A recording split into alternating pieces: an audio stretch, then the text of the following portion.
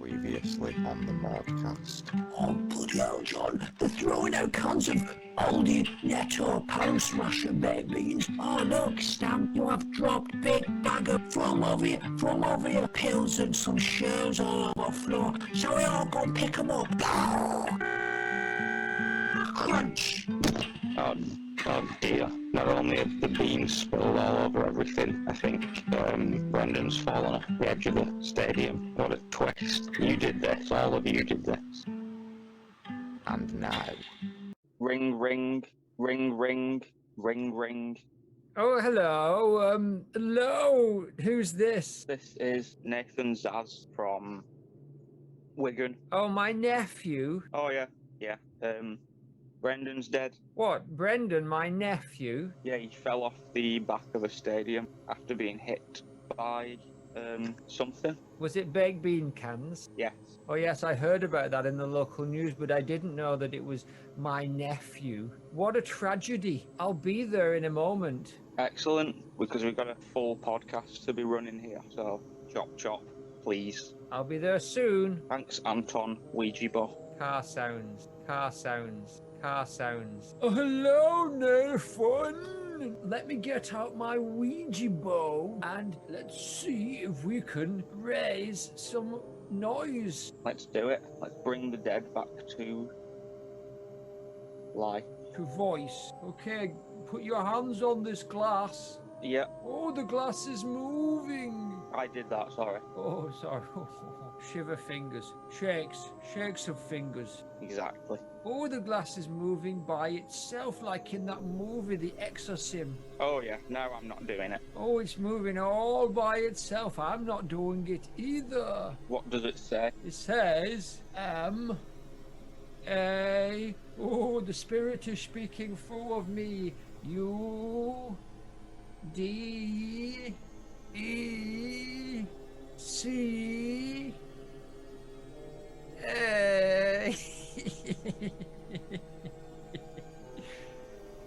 S-T. Oh, the spirit is speaking through me. Never can you hear me? Yeah, is that Statman John? No, but I'm just doing the voice for fun. It's me, Brendan from Beyond the Grave.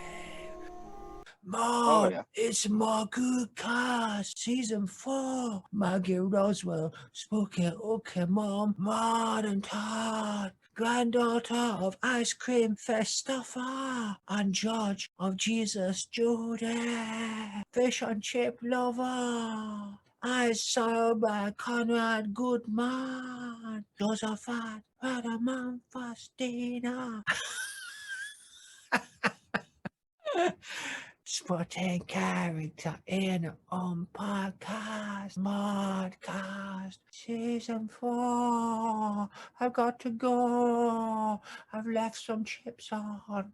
Oh, I'm all exhausted now, Nathan. Did you hear that? I heard a lot of stuff over the course of a good couple of minutes. Can you make head nor tail of that? It all sounded like a lot of nonsense to me. If I'm correct, it sounded like the opening theme to our Maudecast season 4, which is good that even from beyond the grave, he's ready. Well, it looks like the Ouija board has spelt out some other stuff, so it's really good that...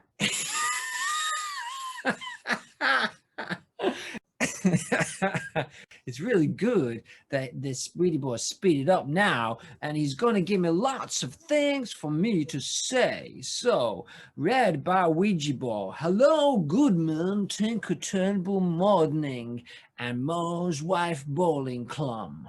Cannon head. Put an embargo on ingesting ham, my friend. Yes, this is all back. We're all back on track. It all feels very familiar. Give me a minute. I'm just looking out the window because Stamp's up to no good in his shed. What can you see out there? Well, the whole gang's there. Stamp and Envelope and Igor Bogdan, whatever he's called, and Isabella Rossellini. She appears to be doing some sort of Hollywood potion, and it looks like they have a corpse. I'm going to assume it's Brendan's, unless they have access to multiple corpses. But it looks like they're doing some voodoo, so I'm going to keep my eye on that whilst You channel the sponsors. Our channel the sponsors. Here it is. First of all, Anton's podcast, Demons, Donkeys, Dungeons and Dollhouse, Occult, Antiques and Zoology with Anton Wishiboard from 9 till 5 every day. Also, Xenakis and Karl-Heinz 57 Stockhausen. Sponsors, Cops in Action. Sponsors, Bradley Walsh, Jenny the Vixen, Quiz Olympia 104. Sponsored, a shaman, but not QAnon shaman. Sponsors, Neat, Carnivores, Love It, and dribble all down their faces with it. Sponsor, Jungle T-Rex Triple Sock Blower Hot Sauce. And sponsor, Creed Breton Off the Office. That's brilliant. I love those sponsors, Nathan. I can't get enough of them. I think I'm going to do a little magic trick here and see if I can pull a stick out of Jack Derrida's arse. And maybe you can read this one this week. I would like to write to you. Let's have another go. I would like to write to you so simply, without having anything ever catch the eye, excepting yours alone, so that above all the language remains self-evidently secret, as if it were being invented at every step, and as if it were burning immediately. Well, that sounds like a whole bunch of nonsense, Nathan. Tell me, how does it relate to the life of whatever that character is that you like on this show? Oh yeah, Marge. Ka-ching. Oh yeah, that was a somewhat on purpose stuff. Without Slip of having the tongue, anything. I think. And again, what did you say? Slip of the tongue. Slip of the tongue, I think. Thanks. I don't know. Maude does catch the eye with a wacky design. I don't even know what this means. Well, I think, and I'm no expert, I'm certainly not a philosopher, but I'm a magician, and I think that he's saying he wants to speak directly to your soul. Oh, okay, that's fine. Maude speaks You think directly your to the... Maude, what's her name, Maude? What do you think your Maude speaks directly to your soul? I think she does, specifically mine, but everybody's also, because she Tell is me more. Tell me more. I'm trying to. She's a kind person. There's nothing to dislike on surface value until you start digging deeper like we have. So I don't know. I imagine she'd be good for the soul to be around, but who knows? Homer doesn't seem that interested in being around her for the most part.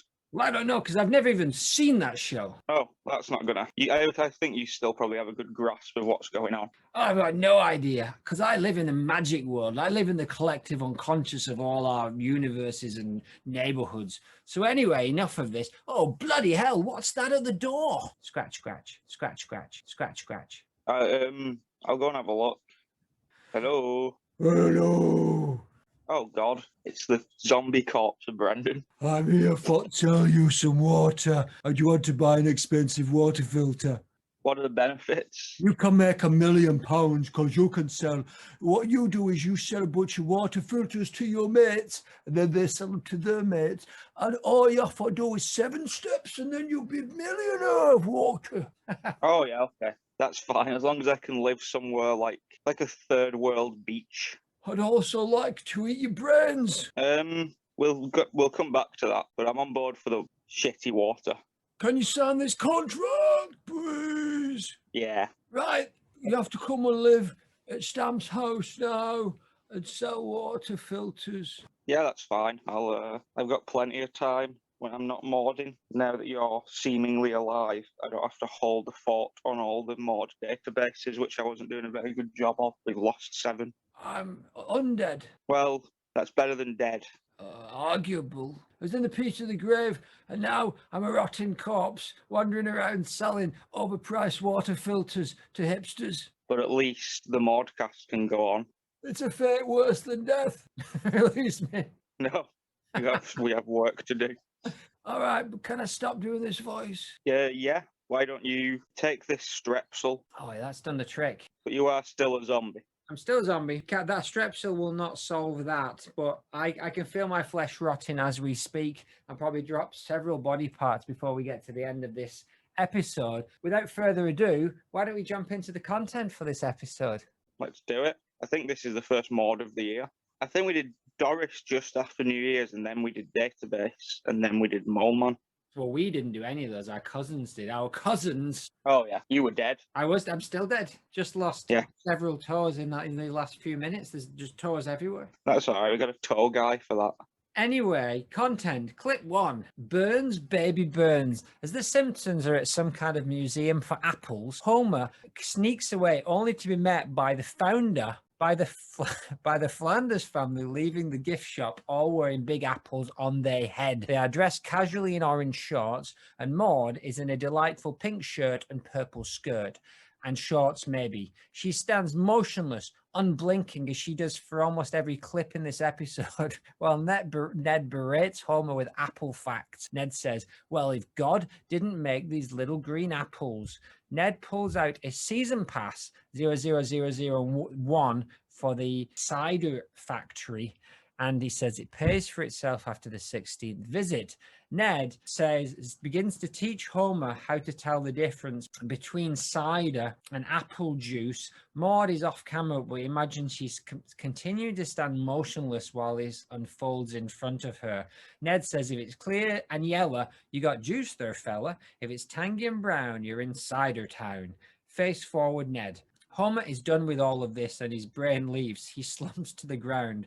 Maude stands there motionless, not even blinking, as Ned continues to go on about late season apples and how the whole thing is flipped in Canada. As Homer hits the ground, Maude shows mild surprise and concern. This look fits Maude, I thought. It's quite a cool outfit. Rod, far more concerned than anybody else. He's gritting his teeth. I don't think Maude gives much of a shit about Homer at this point. No, yeah, I agree. We'll come in roaring into season 8 here. 8 and 9 were the most Maude content lies, I would argue. So we'll come in roaring in with a fancy new outfit.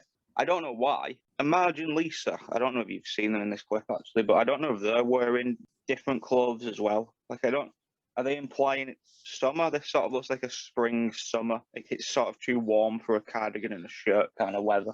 We're also finding out she likes cider, which is non-alcoholic still in America, but still has that awful, awful taste. Yeah, we're not talking Old English at this point. No, like a refreshing beverage. I imagine Maude, upon seeing Homer there, was just like this guy again. Like, we can't go anywhere. It's like we can't go anywhere. And it's kind of Ned's fault because they could have seen Homer. Homer was making like a beeline for the door. They could have just let him go. But Ned, obviously being the Ned that he is, gave a cheery and friendly welcome, to which Homer responded this is one of my favourite Homer moments, I would say, that his brain just physically leaves his body in it, which is a funny sort of like cartoony gag. But then the fact that it does actually do something and it makes him collapse to the ground, like he's actually he's actually shut his brain all down successfully. Like he puts himself into some kind of coma rather than listen to Ned talk about apples. Exactly. Maude, yeah, she kind of vaguely leans forward a little bit, I think, when he falls, but I don't know. I think she would have more concern if somebody dropped a wind chime. She looks over like someone's shoelace is untied and she's concerned maybe that they'll trip. Till she realised on closer inspection they were loafers. Exactly, slip-ons. So Maude has made a strong start to season 8 by remaining motionless. Maude is speaking with her silence, and her judgment speaks volumes. These are things I think Roswell should be compensated for. Even Maude's non-speaking appearances should be credited to her for whatever reason. The silence between the words, in many cases, is more important than the words themselves. It becomes more and more apparent why Maggie Roswell asked for more money. Because, by like mid-season 8, there's that episode with the pretzels where she's basically voicing 4 of the 5 women basically throughout the episode. So, and it's not just Maude talking a bit more this season. You sort of see everybody. She's voicing all of those characters for loose change. I imagine the money she got from that show barely covered Strepsils. Exactly. No zombie Roswell. No. But yeah, I like the jazzy little outfit. I like that she's out and about doing stuff. We're finding out more stuff already. She's got a hobby we didn't know about. Well, I did, but I wanted to save it for now. What, in this clip? Yeah, visiting a cider factory. And if Ned has a season pass that is number 1, the first one to ever be issued, I'm going to assume Maude's also got a season pass. It wouldn't be out of character though for her to say, no, I'm not bothered, I'll just come the once. You know, you and the boys go all year round if you want, but I don't particularly want to do that. You're right, that wouldn't be out of character. That's the way Maude thinks. Even with like the Bongo comic that we looked at where Ned and Rod and Todd were going out doing filming, time for me to eat unsightly amounts of ice cream in secret. I mean, she didn't say that, she implied it. She doesn't get a lot of free time, one imagines, although she should. Which is weird. Because all the boys are at school and Ned's at work, and we don't know what she does. She appears, if she has a job, it's something to do with hearing aids, I'm going to throw out there. But we never see that outside of one possible instance where she may have been a volunteer anyway. So yeah, she's not busy. She's got plenty of time. Very busy. But she doesn't have to be busy to say, this is why I like her, even though this is implied from us. She doesn't have to be busy to say, no, I don't want to do that. She can just say, no, I don't want to do that, Ned. Yes, it's a feeling. It doesn't need a logic to back it up. Precisely. I will say now that season 8 is my favourite Simpsons season. So this is going to get a lot of love. I don't think there's anything in season 8 I disapprove of, but we'll find out. As of now, no. From memory, no, because it opens with the Scorpio episode. It's great. That's great. Which again, we're not doing a Maude's not the thing, but when they kind of show a lot of characters in town saying bye, and apparently it was to kind of sell the idea that the Simpsons were really going to be leaving Springfield for good, which obviously wasn't going to happen, but they wanted to say for a second. Yeah, they wanted to show some characters saying bye, so it felt like, oh, we're not going to see these characters again. Maude does not say bye to them. I imagine she's just standing in the front room looking out of the window. She probably has a timer counting down for when they actually left the border of town. I imagine so. She'd be very happy. Yeah. She'd be happy they've gone. But, better the devil you know. Who might move in next door? Who would be her worst? Who would be her nightmare neighbours from the characters you know? Mo's got to be a pretty bad one. Mo would make her feel the least safe, I think. Most people feel least safe, doesn't he, to be honest? There's some maybe louder characters she wouldn't like to live next door to, like perhaps Duffman, who is always kind of shouting. I think she'd be fine as long as people kept to themselves. She only judges what she sees and hears, I think. So as long as she isn't, like I was thinking maybe she wouldn't want to live next to Patty and Selma because of all the smoke smell. But I think as long as they were inside, not bothering Maude. If anything, she would probably quite like that because they hate Homer. So that would probably work out quite nicely. But yeah, I think I'm going to have to vote for Mo. Yeah, I agree with it. And I think I saw an article on CBR last week and it said, it's time the show talked about Mo. Mo has had a far more problematic relationship with Marge, the matriarch of the Simpsons family. Marge has always been polite in her refusal to even consider speaking to Mo or being involved with him. But Mo never lets up. Mo, whenever she refuses, Mo retreats inward, often insulting her under his breath and even spying on her. And I think all of that applies equally to Maude. Mo, I think, is coming onto people's radar as no longer maybe being acceptable as a character for some of the ways he interacts with some of the characters of Springfield. Yeah, which is a shame because I think Mo is generally misunderstood. Like, the creepy things are generally played for laughs, but in the episodes where Mo is like central, he is quite you have empathy for him. They make him he's a loser. He's like down in the dumps. He's got a lot of problems, and I can't really remember him insulting Marge that often. I can vaguely hear him insulting Ned and Maude. I can't see a scene where Mo said, like, hey, Marge, looking good. And she said, shut up, Mo. And he said, oh, I don't care about this bitch. Yeah, actually, you did say that exact line. I don't care about this bitch. Mo could be saved. He could be, with just a few turnarounds of a few nice shows, Mo could be, what's the word I'm looking for? Mo could be... Redeemed, that is the word. Clip 2, Rodney Dangerfield, as Mr. Burns' son, is saying, how about it, Pop? It's been tough, but can you love me for who I am? Maude is behind Rodney, whatever his name is in his character in this episode, grinning with very goofy eyes. She looks kind of out of it, to be honest. She's kind of like, she's looking, she got very fuzzy vision, shall we say this way.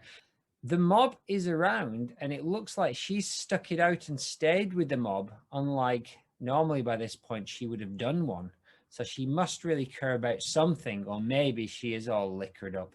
We do get a single blink from Maude. Nice. She, I'll throw this in now. There's a possibility that, because this is the same episode as the cider scene, but this is, she sort of bookends this episode. That's the first scene and this is the last scene, and there's only 2 times you see her. Maybe she's been drinking real cider by accident all afternoon.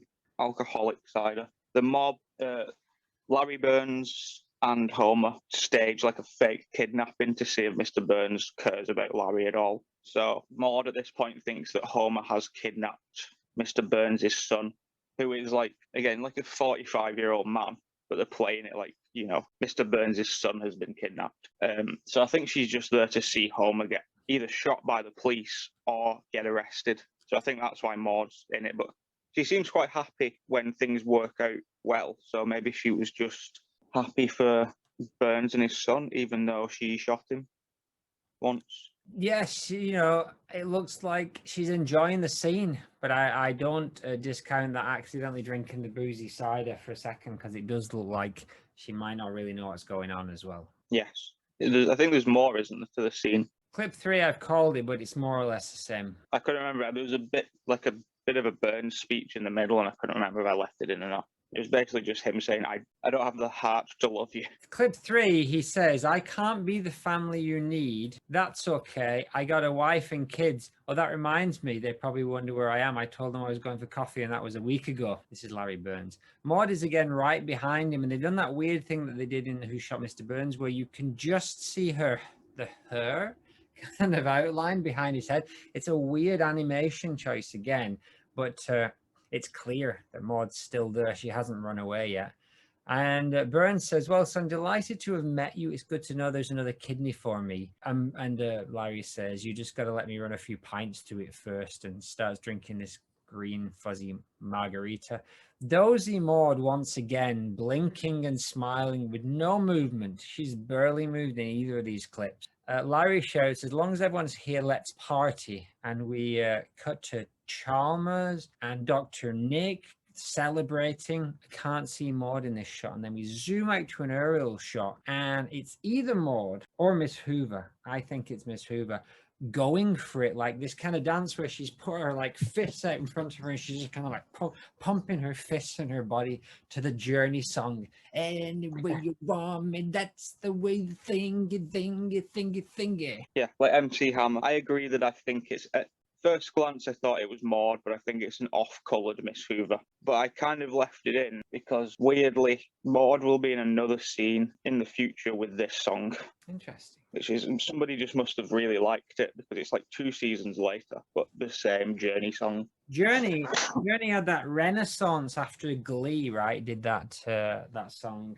I'm just a sweater. Yeah. And then from then on, Journey for a few years. Maybe it was the same era. Maybe it might be a little bit earlier than that.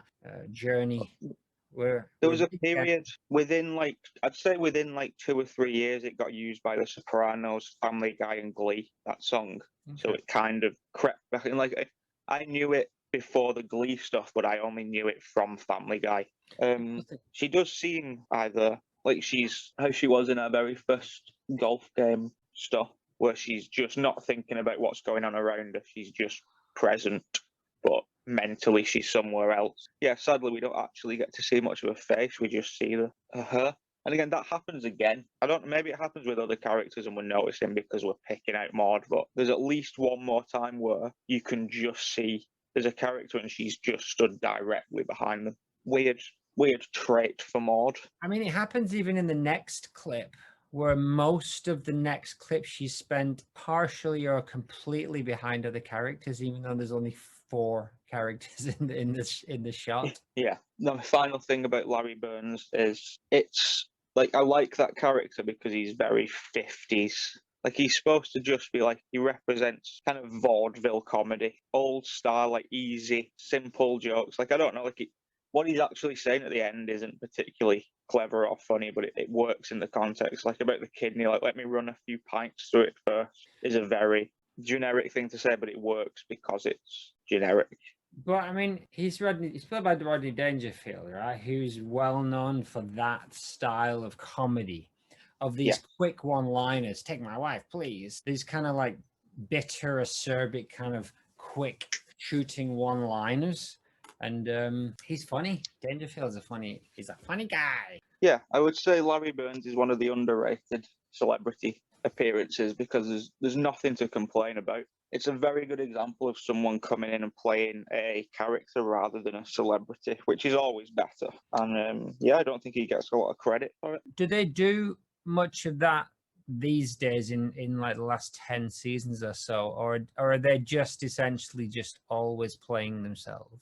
No, they still do, but the character less well-rounded. So occasionally, it's never really something like this where it's a relative. It wasn't just a guy coming in; it was someone with a connection already. They do it a lot with kids. They have a lot of people come in and voice a kid at the school, which again works fine a couple of times. But now you've got all these kids who appear once and then have to just stay in the background or never appear again with any explanation. So it's kind of. I don't know, it's kind of pointless. I don't need to hear Ed Sheeran playing a kid. I don't need to hear any sounds related to Ed Sheeran generally. Exactly. Except for that No Scrubs song he does. Waterfall. Exactly. The one that people cite mostly as the best kind of person playing a character is it Dustin Hoffman when he plays the substitute teacher? Yeah, that's a very good early one. That gets a lot of attention because it's not just a straightforward funny role either. It's a character rather than just whereas now it's, oh, look, blank is on The Simpsons, which even back then, Hoffman and Jacko both used pseudonyms. So it wasn't until there's an Itchy and Scratchy movie episode in like a season or two later, Lisa says about going watching the movie. She says there was loads of celebrities in it, Dustin Hoffman, Michael Jackson. They didn't use their names, but you could tell it was them. So it was only a few years later that they started referencing, whereas now it's like for the last 10 years or so, it's look, Lady Gaga's here. Look, Lady Gaga's here. Let's do a 20-minute episode about Lady Gaga walking around and helping people. Look, Elon Musk is in the garden for no reason. He is... Gentlemen, Elon Musk. He is substantially the worst guest star. Him and Ronaldo are substantially the worst guest stars for actual delivery of lines and recording. Gaga does a fine job of the lines. I don't know. Musk just sounds like he's reading things from a piece of paper, which he was. So he was. Yeah. Who, Nathan? Who was being the most honest there? Was it Elon Musk or was it Lady Gaga? Exactly. Don't underplay the fact that she's an Oscar-nominated professional, and Elon Musk is at best some kind of computer wizard. Yes, he's some kind of magic dimension skipping nerd. Exactly. He's been on The Big Bang Theory. I've seen him. He's in Rick and Morty, and he's on The Simpsons and South Park. He plays himself on South Park, and they don't do that very often. What year was season 1 of Glee? About 2008, 2009, something like that. Correct. Well, it just so happened that the lead singer of Journey, Bruce Journey, became head of NBC and Fox in 2008. He also replaced Maggie Roswell for that season as Maude and Helen and Nasuva. Thankfully, they were silent for the entire season. Not only silent, but also motionless. Yes. Clip 4, Bart After Dark. The Holy Rollers, not in bowling gear, but the Holy Rollers turn up at the door. That is the Reverend Timothy Lovejoy, Ned Flanders, Helen Lovejoy, and Magdalene Jehoshaphat Rhadamanthus, something else, Flanders. Oh ho, this isn't going to be about Jesus, says Homer, because it's Homer Simpson's door that they've arrived at and knocked. Maude has assumed her defensive position almost entirely covered by Helen. All things are about Jesus, Homer, says the Reverend. Goofy Maude, with her goofy eyes almost rolling back into her head while she's just standing there, just like zoned out while everybody else is kind of like gunning for Homer. Except this, says the Lovejoy. Maude continues to be stationary as she has been in almost all of these clips. A non-Maude movement episode. Lovejoy continues, your son has been working in a burlesque house. Helen says, Principal Skinner saw him with his own eyes. Seymour pops up from behind the Reverend and says, that's true, but I was only there to get directions on how to get away from there. Did Maude believe him? I don't think so. Homer acts unfazed. His arms are folded, and he says, Helen, as a responsible parent, I was already aware of that. Maude is now hidden by Homer's face. She is of non-appearance to animators. Let me just write that. Let me just read that line from my notes again. She is of non-appearance to animators. Yes, she is. Homer says, I'm as permissive as the next parent. Ned. And Ned says, I'm as permissive as the next parent. Today, I let Todd buy some Red Hots with a cartoon devil on the box. But you can't possibly think it's appropriate for your 10-year-old son to work in a burlesque house. Obviously, they found it amusing just to say 10-year-old working in a burlesque house, because Homer then repeats, oh, well, if Homer Simpson wants his 10-year-old son working in a burlesque house, then Homer Simpson's son will work in a burlesque house at 10 years old. Yeah. Crowd disperses and we see Maude striding away. They know that trouble is coming and they can't make it any worse than the next thing that's going to happen, because Marge turns up covered in oil, unhappy, and carrying suitcases. Maude smartly is now striding away back home. This, to me, feels like a setup. I'll give you the context is Marge and Lisa have gone to save baby seals, but when they got there, they just had to clean oil off rocks, so they ended up coming home early. I think they're repeating that line. Homer's repeating that line just because obviously that's going to be the only thing that Marge hears as she's walking down the drive, is Homer yelling about his 10-year-old son working in a burlesque house, and she's only been gone for like 2 days, I think. I like that Homer says Helen, because I don't think he would have said Maude. I still think he probably has to second guess what her name is sometimes, whereas, yeah, for some reason, he remembers Helen. And again, he calls Edna Mrs. Crandall, so he's not great with names of Flanders' wives. I do like that he has the respect to call Helen by her name, but not Maude.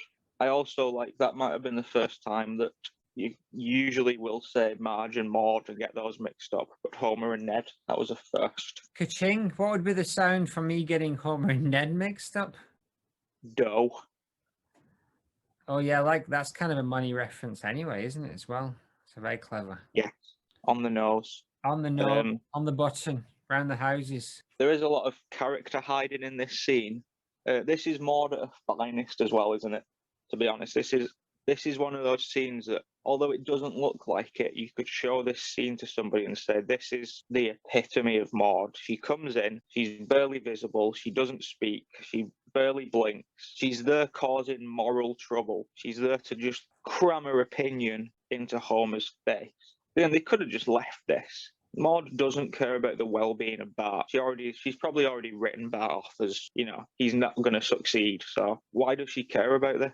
I imagine she's just there because this feels like a Helen cause, and the other three have been sort of like rallied up by Helen into doing this, because Helen is, as we know, the most prominent for thinking about the children's safety out of everybody in Springfield, probably. Even though her own daughter, she binned off at a boarding school the second she became trouble. Yeah, and then she, as soon as the conflict has arisen, as soon as she's achieved the goal of, this is what I mean about it being a setup, they arrive just before Marge and get Homer to start yelling about how Bart's working in a burlesque house. And then the second they have done and Marge is there, Marge's out, like professionally out, like how you'd exit like a heist. Like they were out straight away before the trouble had even begun, really. Somebody wants rid of this burlesque house already, I think, and it's not Skinner.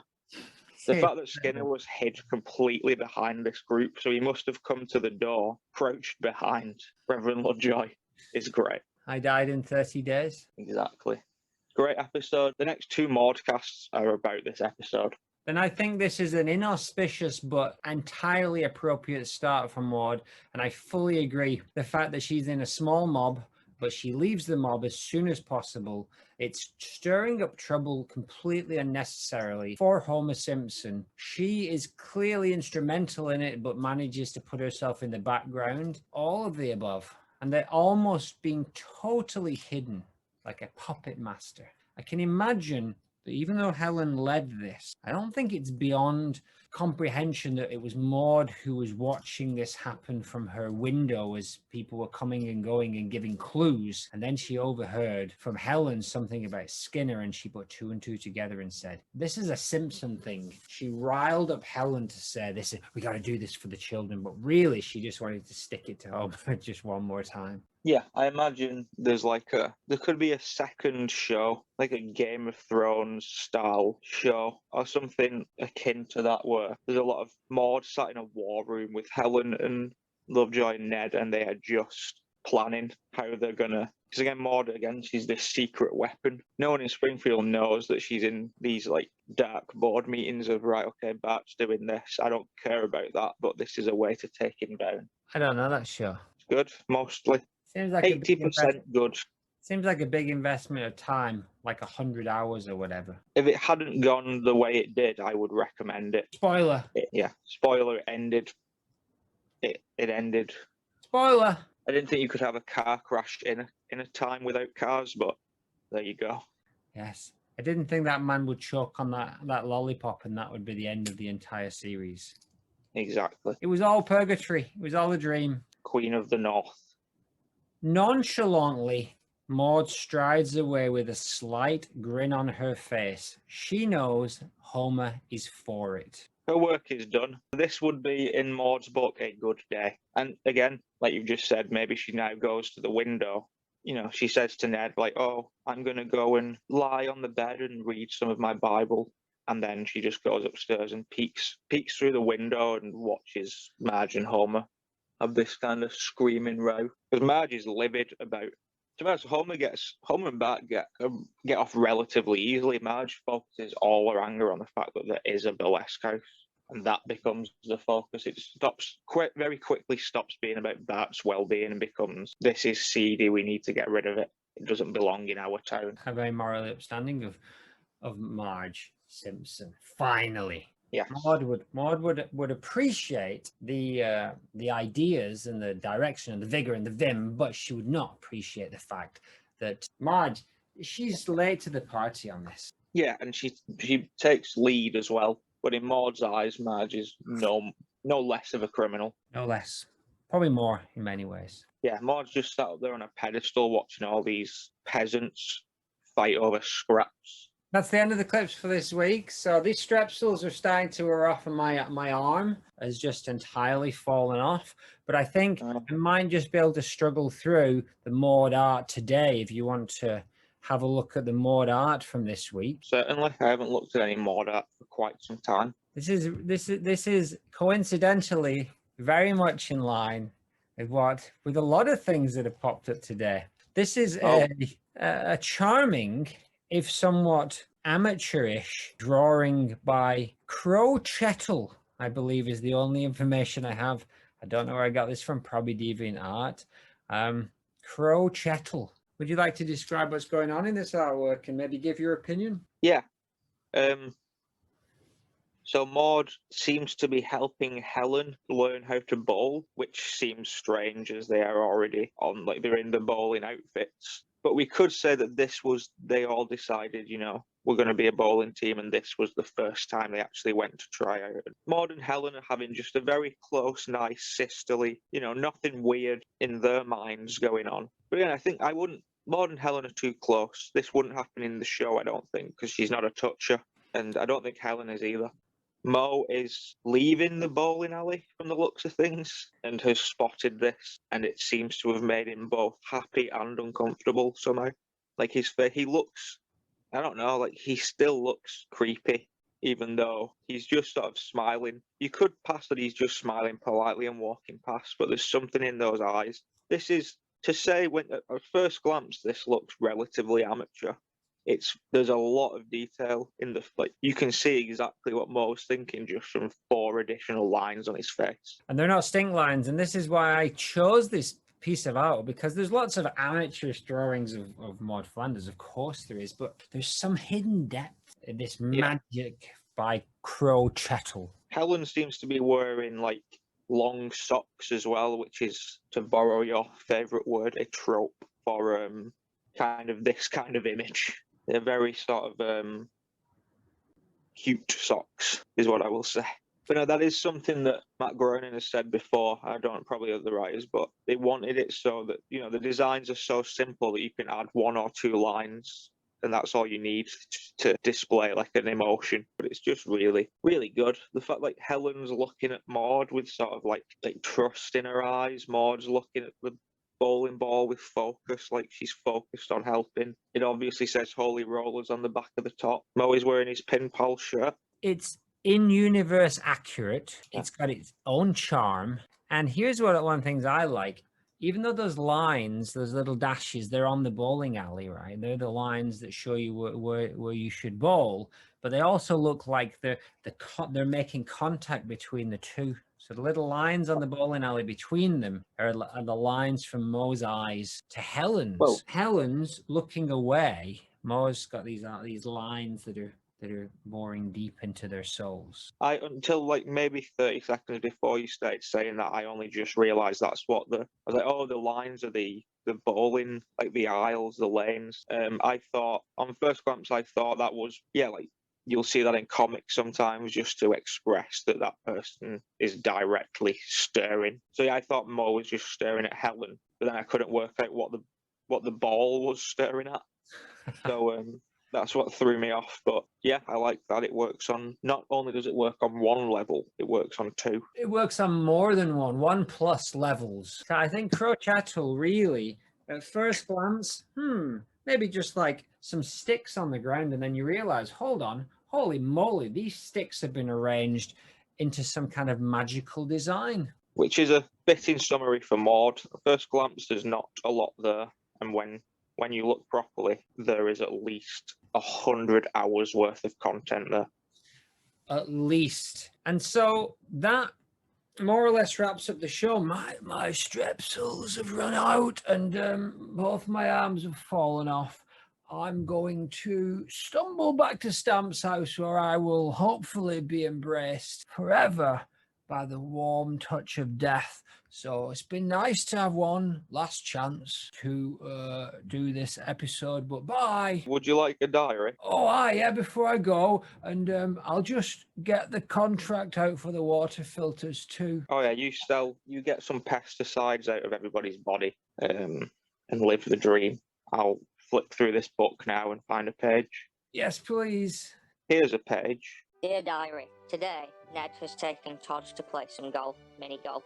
So me and Rod are going to hang out and we're going to go and take a walk through the Springfield Nature Reserve, and I'll let you know how that goes.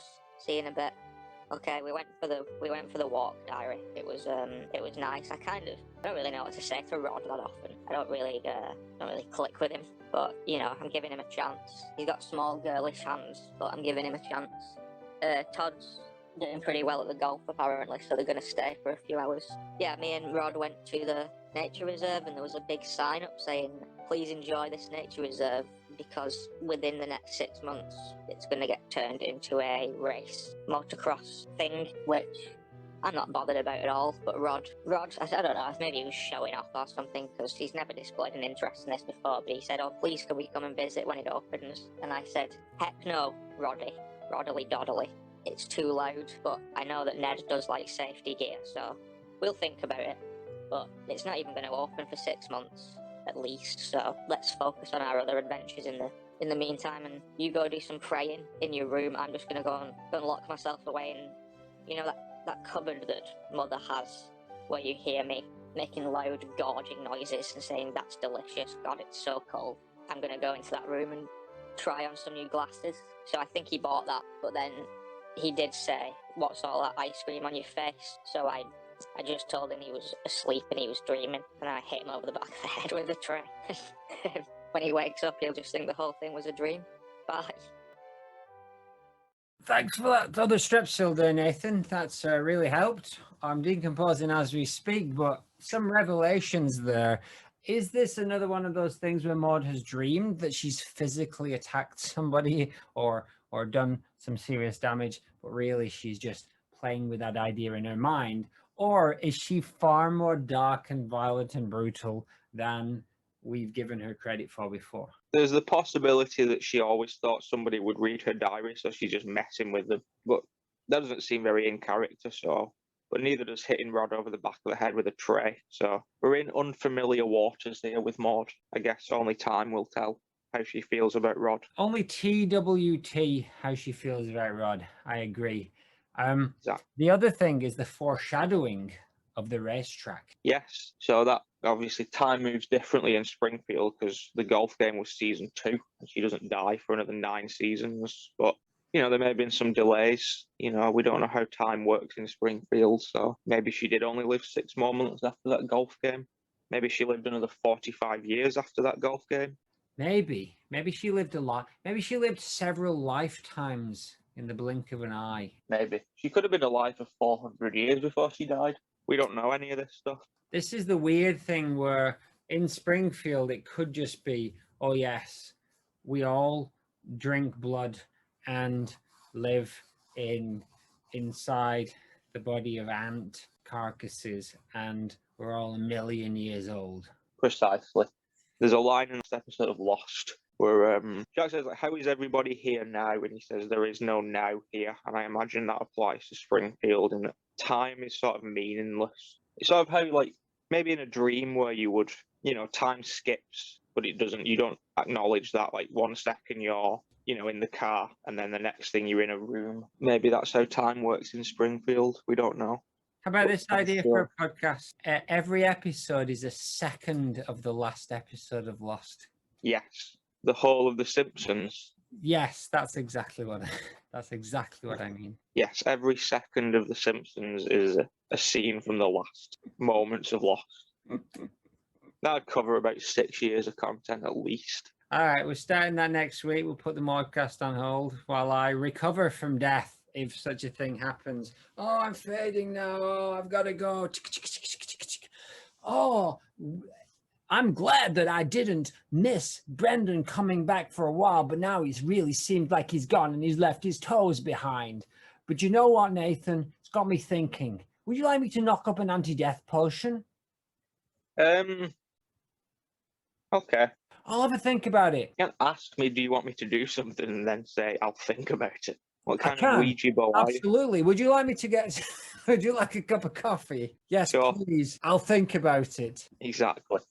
All right. Now, I understand from listening to hearsay and jibber jabber that you finish your shows with a song about the content of today's episode. So that is true. Would you like me to help you out with that and do mine today? Yes, please. All right, that's great. Who's going first? You. Demons and donkeys and dungeons in the dollhouse. Cider factory. American dollhouses and furniture from the 20th century. Rodney Dangerfield. Donkey Years Antique Center. It's just off the Market Square in Osbury. Flight Stage 15. A dictionary of demons and occult law. That's the kind of thing I get down with. Janice Battersby from Coronation Street. Call of Cthulhu, occult antiques, occult. It's the kind of thing I'm really into. The secret world of animals. Cthulhu Flanders. Gothic antiques and jewelry like a skull on top of a case. Hans Smallman. Esoteric antiques in the Society of Applied Entomology and Zoology. My 10-year-old son working at a burlesque house. And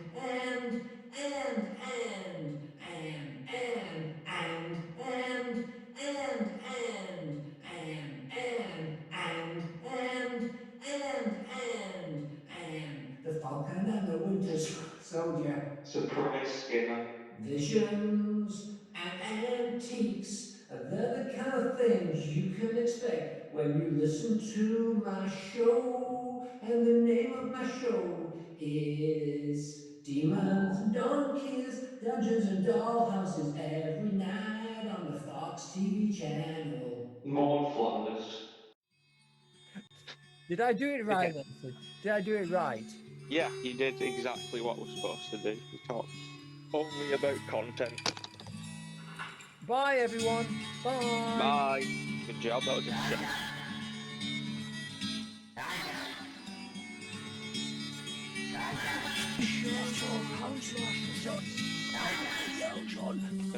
Brendan's fallen off dead. Brendan's fallen off dead. You did this, all of you did this. Oh, you did this, all of you did this. To the stadium. What a twist, spilled all over everything, I think. Spilled all over everything, I think. Oh dear. Not only is the beam, but dear. Not only is the beam.